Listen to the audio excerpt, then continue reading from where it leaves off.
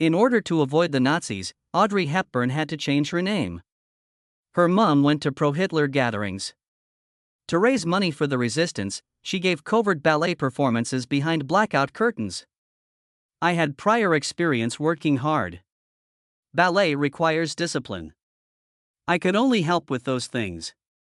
Audrey Hepburn, a war survivor who danced while starving, who risked execution every day, and who carried painful secrets throughout her career, is revealed in these lost photographs. She was a woman Hollywood desperately wanted to hide. Discovered decades later in dusty basements. The story studios buried to preserve her flawless image is told in these pictures. On May 4, 1929, Audrey Hepburn was born in Excels, Belgium. Her ancestry was aristocratic and wealthy. Ella van Heemstra was a Dutch baroness and her mother. Joseph Rustin, her father, was an Austrian-born British businessman. She had a difficult upbringing. Her father abruptly left the family in 1935 when she was only 6 years old. She was broken by the loss. Audrey sensed that something was amiss, even though her mother informed her that he had gone on a trip and might not return. She could hear her mother sobbing through the walls at night. She would refer to his abandonment as the most traumatic experience of her life decades later. She kept asking herself why he had left. After years of looking, she eventually located him in 1964. She was one of the most well-known actresses in the world by that point, but he didn't seem to care much about her success or life when they first met. Old wounds were reopened by the chilly reunion. She transformed that pain into something else rather than allowing it to shatter her. She developed a strong sense of compassion. Constantly conscious of the sensation of solitude. The world was becoming increasingly dangerous as Audrey battled her father's absence.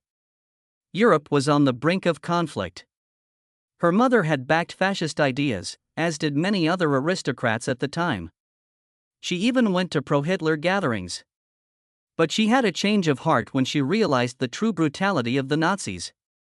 She joined the Dutch resistance when Germany invaded the Netherlands in May 1940. To conceal her British ancestry from the Nazis, she even changed Audrey's name to Etta van Heemstra.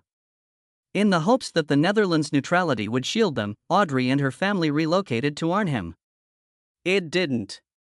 Life was intolerable during the Nazi occupation. Food became limited.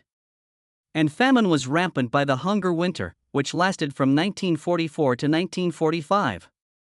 To stay alive, Audrey drank nettle tea and ate tulip bulbs. She lost weight, weighing only 88 pounds.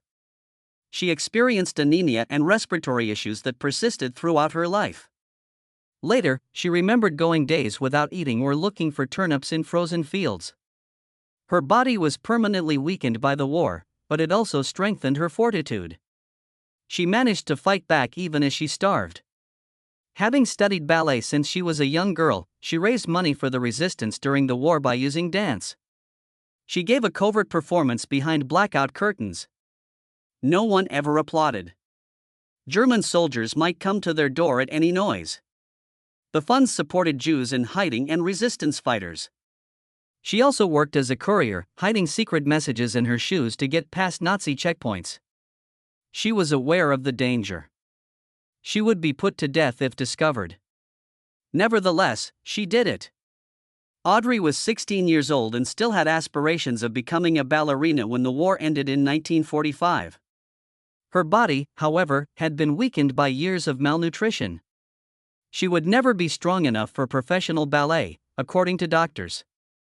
She was also deemed too tall for many conventional roles at 5 feet 7 inches. After surviving famine and war, she watched her dreams fade. She persisted, however. She decided to pursue acting, a decision that would forever alter her life. Originally intended to be a brief English-language documentary about the Netherlands, 7 Lessons, 1948, marked her film debut in Dutch at the age of 18. Later, it developed into a full-length movie for Dutch viewers. Hepburn got a taste of acting when she played a small role as a KLM stewardess. Although it wasn't much, the 50 guilders she received for her work was her first acting salary. The movie was filmed in a number of Dutch cities, including Rotterdam, Edam, Hilversum, and Amsterdam. A light narrative was interwoven with aerial shots of the nation.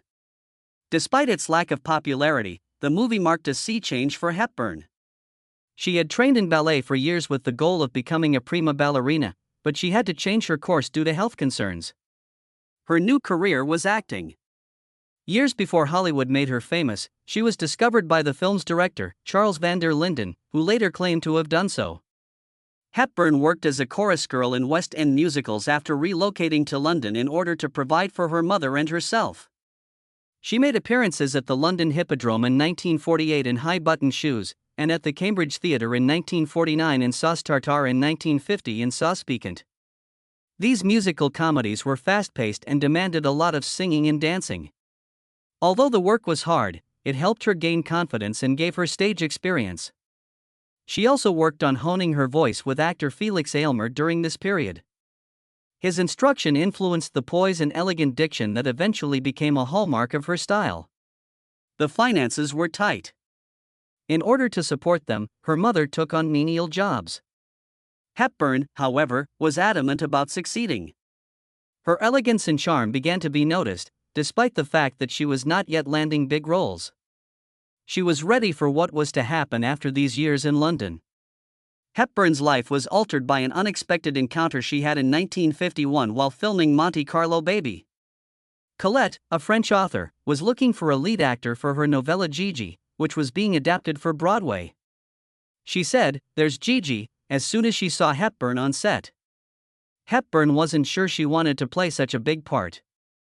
She allegedly told Colette, "I can't act." However, both Colette and the producers had faith in her. In October 1951, Hepburn departed for New York after being urged to seize the chance. She committed her lines to memory during the entire 18-day voyage across the Atlantic. Despite the rigorous rehearsals, the initial reviews were excellent. Critics dubbed Hepburn the year's best actor when Gigi debuted in Philadelphia. On November 24, 1951, the production made its Broadway debut at the Fulton Theatre. The production ran for 219 performances until May 31, 1952, and audiences adored her. Hepburn's name was in lights above the title within a week of its debut, which is not often done for a newcomer. She became more than just a Broadway star because of this role. It gave her access to Hollywood and paved the way for her to become one of the most adored actresses in history. William Wyler, the director, wanted a famous actress for Roman Holiday when it was put into production in 1952.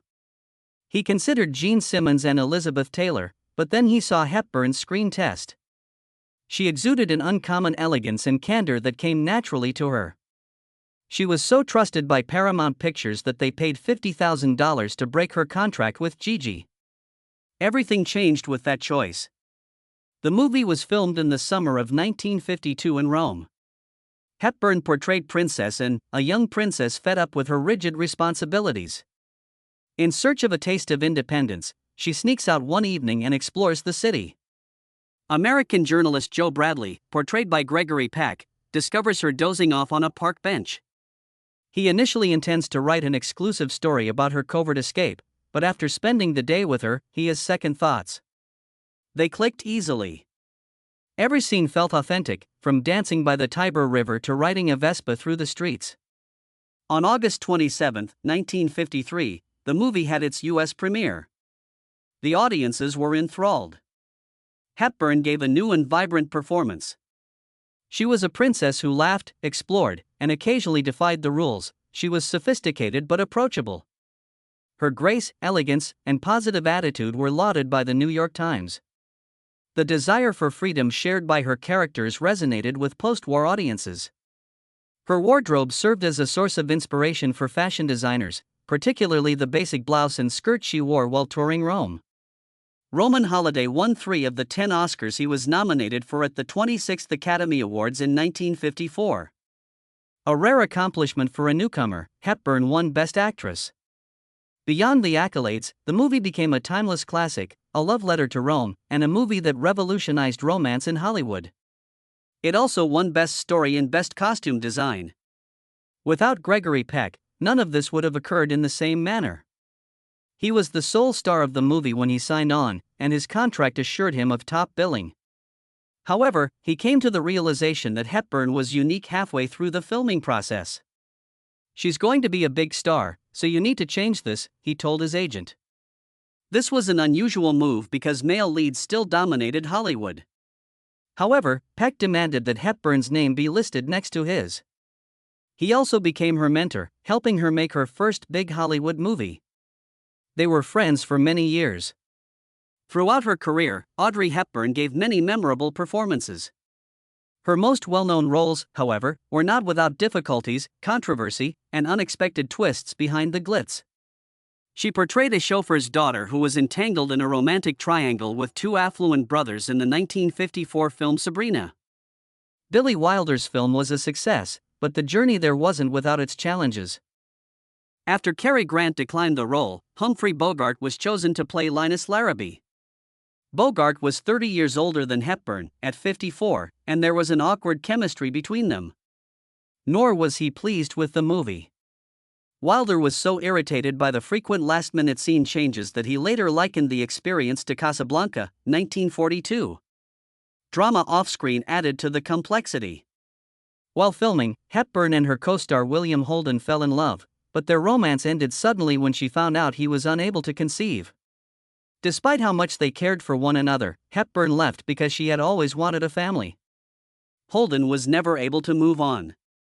Later on, he referred to her as the love of his life. Additionally, their affair made his already strained relationship with Bogart worse. Since their roles in Invisible Stripes, 1939, the two actors had harbored animosity towards one another. Additionally, on the Sabrina set, their animosity escalated into heated disputes that occasionally called for crew members to step in. In spite of everything, Sabrina was a success. It was nominated for 6 Academy Awards and took home the Best Costume Design prize. Hepburn's lifelong partnership with French fashion designer Hubert de Givenchy, whose exquisite gowns made her a style icon, also began with the movie. Hepburn was already a major star in Hollywood by 1961, but Breakfast at Tiffany's elevated her notoriety. She portrayed the eccentric socialite Holly Golightly, who was attempting to establish herself in New York City. Based on Truman Capote's novella, the movie went on to become a legend. Hepburn, however, wasn't the initial pick for the part. Although Capote had intended for Holly to feature Marilyn Monroe, Paramount Pictures decided to go with Hepburn in order to increase the film's box office appeal. She wasn't sure she wanted to play Holly at first. Unlike the elegant women she typically played, the character was erratic and morally complex. However, she accepted the challenge and claimed Holly as her own. One of the most well-known pictures in movie history is the opening scene, which features Hepburn outside Tiffany & Company wearing a black Givenchy dress, pearls, and large sunglasses.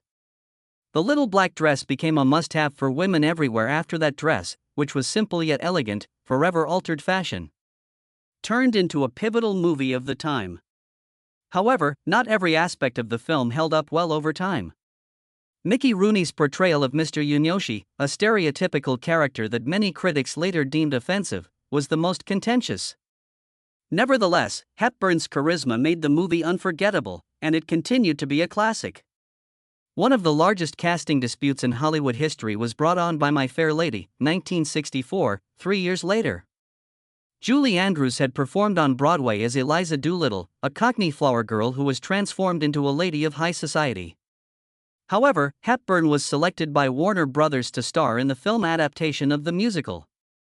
There was backlash because studio executives thought she had more star power. Many people believed that Andrews' 1964 Oscar win for Mary Poppins was a reaction to her being overlooked. When Hepburn found out that the majority of her singing would be dubbed, more issues arose. Producers made the change without informing her until the very end of filming, even though she had prepared for the part and thought her voice would be used. She was devastated by the news. She later acknowledged that if she had known, she would not have accepted the role. The success of My Fair Lady was enormous. Best Picture was one of the 8 Academy Awards it took home.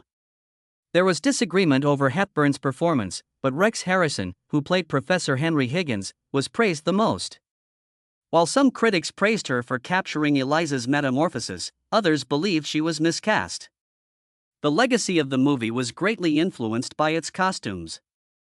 With more than 1,500 pieces in the wardrobe, Hepburn's pearl white gown from the embassy ball stands out as one of the most iconic dresses in movie history.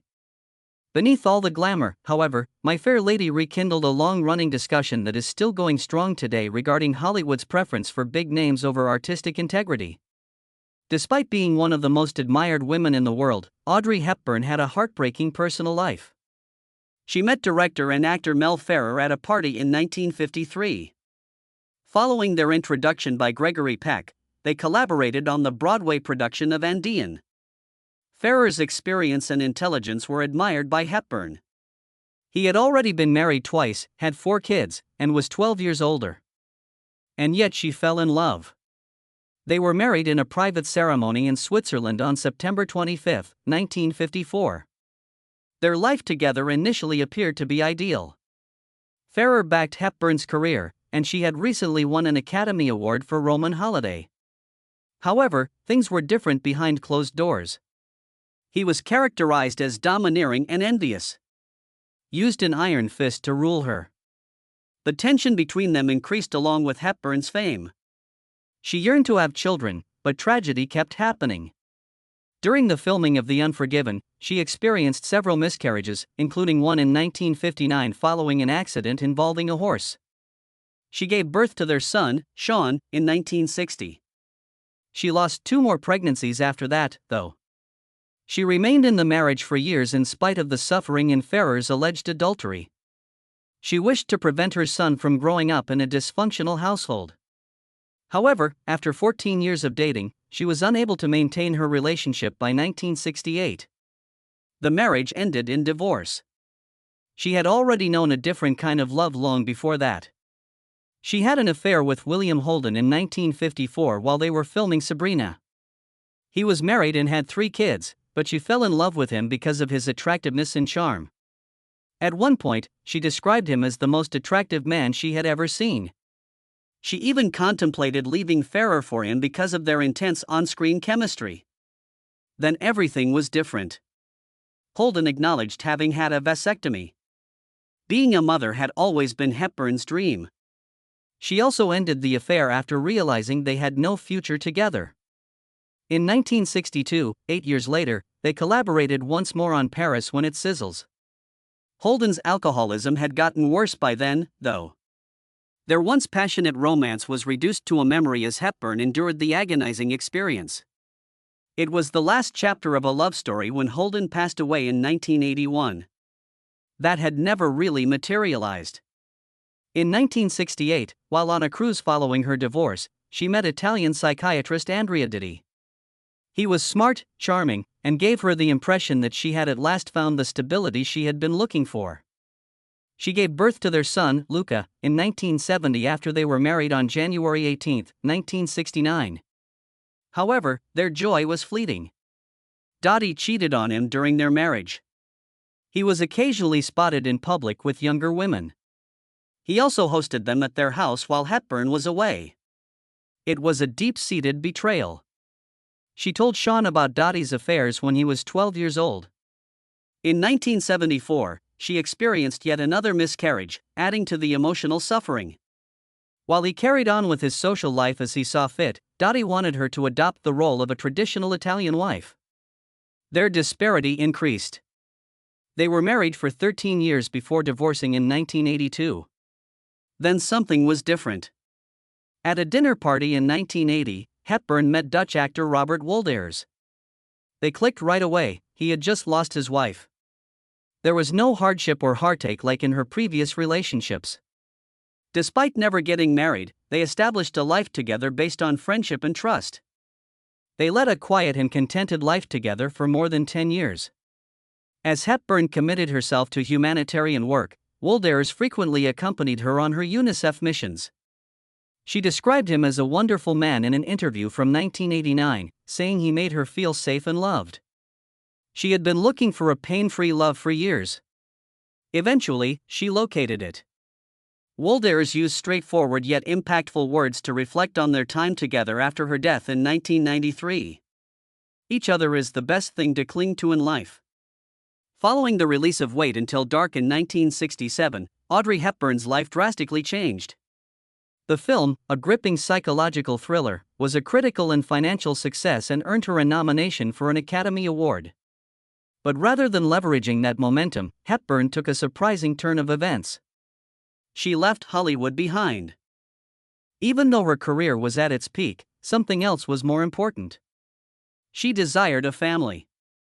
She had recently given birth to her son, Sean, and was married to actor Mel Ferrer at the time. She later had another son, Luca, and remarried Andrea Ditti, an Italian psychiatrist. Hepburn found this to be an easy decision. As she once stated, "The one thing I dreamed of in my life was to have children of my own." She had always aspired to be a mother. But family wasn't the only factor. Hollywood was no longer appealing. She was exhausted from long film shoots and continual scrutiny. She desired something more subdued and significant. Throughout the 1970s and 1980s, she did play a few parts, such as Robin and Marian in 1976, and They All Chuckled in 1981. However, these were the exceptions. She had essentially given up acting by the late 1980s. And the stage was set by this withdrawal from Hollywood. For what would turn out to be her life's most significant role. As a humanitarian, not as an actress. Hepburn had experienced Nazi occupation in the Netherlands during World War II. She had seen unspeakable suffering and hunger, but she also understood the importance of help. The United Nations Relief and Rehabilitation Administration, the forerunner of UNICEF, had provided her with food and medical assistance. She never forgot that experience. She would repay him decades later. Hepburn joined UNICEF as a Goodwill Ambassador in 1988. "It was the greatest role of my life," she said. She traveled to Ethiopia during a catastrophic famine on her first mission. She went to an orphanage there where 500 kids were going hungry. She did more than watch, she did something about it. To make sure the world couldn't ignore what was happening, she did up to 15 interviews every day. Millions of people received aid thanks to her efforts.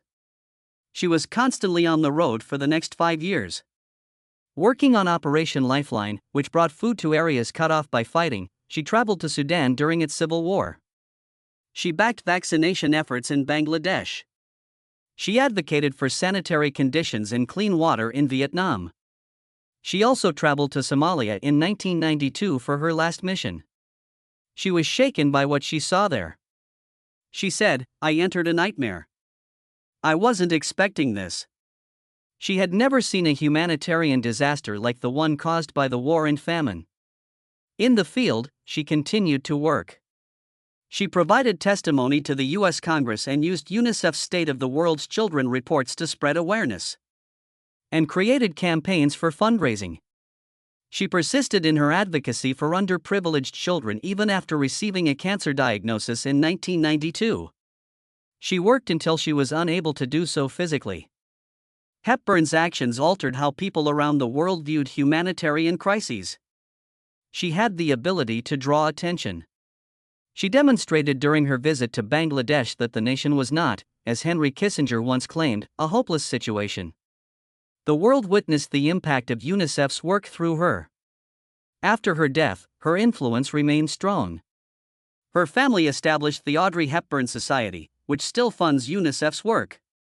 As a last acknowledgement of her remarkable influence, she was awarded the Presidential Medal of Freedom in December 1992, a month before she passed away. She had mostly retired from acting, but she did return in a few noteworthy ways. In a bittersweet interpretation of the Robin Hood myth, she was paired with Sean Connery by Robin and Marian in 1976. She portrayed an elderly Robin Hood reuniting with Lady Marian, who is now a nun. She added a subtle depth to her first significant role in 8 years.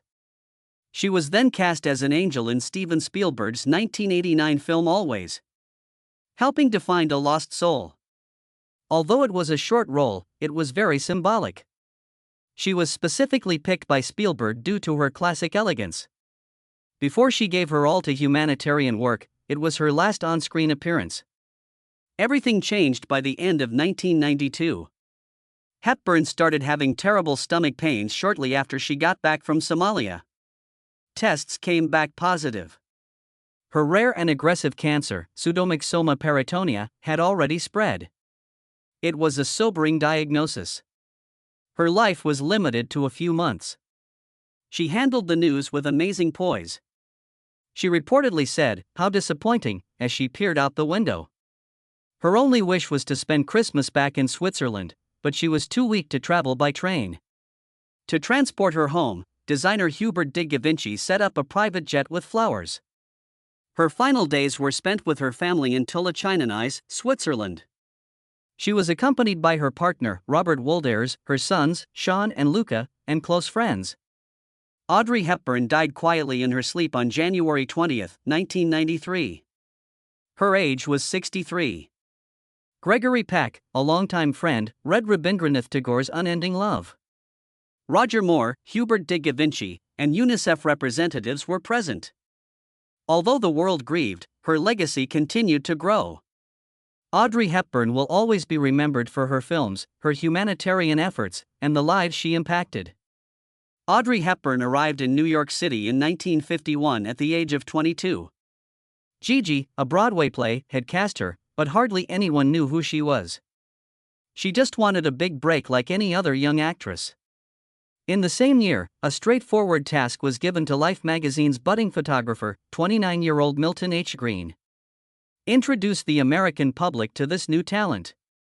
Green captured Hepburn in a way that had never been seen before by following her around Manhattan streets. She wasn't yet the Hollywood star with the meticulously styled hair and ideal lighting. She was vivacious, expressive, and natural. She was seen practicing in a few shots.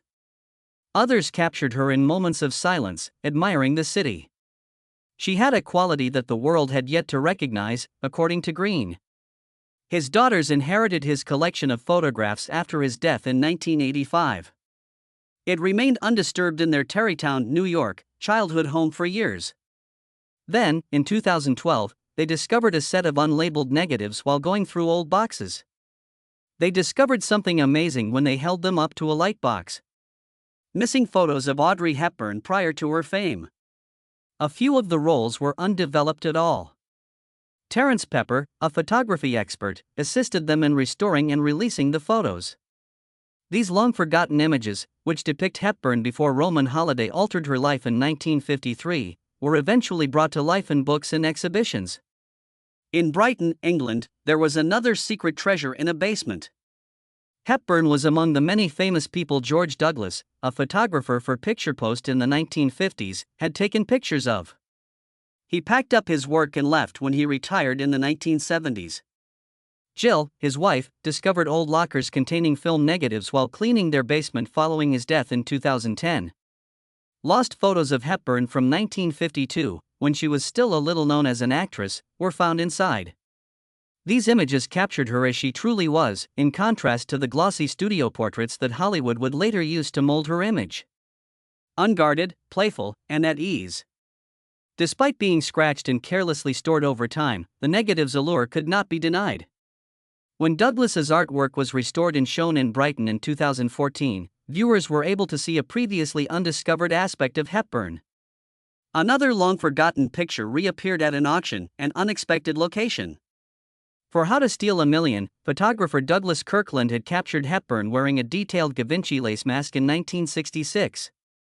For some reason, the shot was never used, even though it was intended to capture the film's sophisticated yet playful tone. Kirkland's archives ultimately lost the transparency. A blurry set of transparencies was discovered at an auction in 2017, decades after the event, by a collector of Audrey Hepburn memorabilia. They seemed significant in some way. She discovered a long-forgotten portrait of Hepburn in one of her most striking poses after having them developed. The image was restored to the public eye with the assistance of Hepburn's son and Kirkland's estate. Hepburn's expressive eyes were emphasized by the delicate lace mask, which gave the picture a memorable quality. It is regarded as one of the most exquisite portraits she has ever created. However, what caused so many of these photos to remain hidden for so long? Hollywood studios dominated every aspect of a star's public persona in the 1950s and 1960s. The intended perception of Audrey Hepburn was one of elegance, sophistication, and glamour. The image they wanted to sell didn't fit any picture that depicted her as a typical young lady. Studios were concerned that the appearance of Audrey's perfection would be undermined if too many people saw the real Audrey. Many of these pictures were either forgotten, put away, or ignored altogether.